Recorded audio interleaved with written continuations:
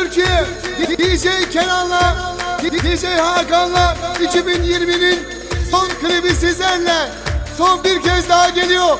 Bravo sizlere, ama maşallah. O bakışa bin can feda, yeter ki sen gir dünyama.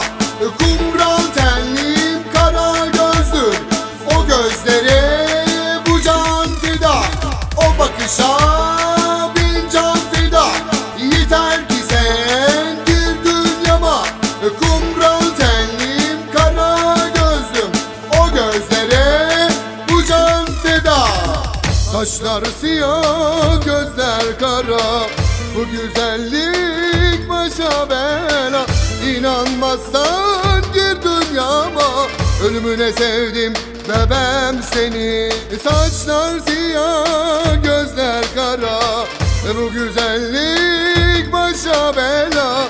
İnanmazsan gir dünyama, ölümüne sevdim gülüm seni.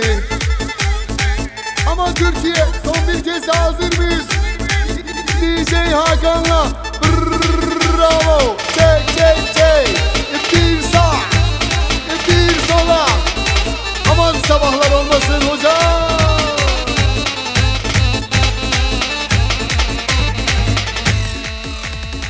Kalbimdesin ateş gibi, alev alev yandım sana. Söz vermiştin ölene dek, girecektin bu dünyama. Kalbimdesin ateş gibi, alev alev yandım sana. Söz vermiştin ölene dek, girecektin bu dünyama. Saçlar siyah, gözler kara, bu güzellik başa bela. İnanmazsan gir dünyama, ölümüne sevdim bebem seni. Saçlar siyah, gözler kara, bu güzellik başa bela. İnanmazsan gir dünyama, ölümüne sevdim seni.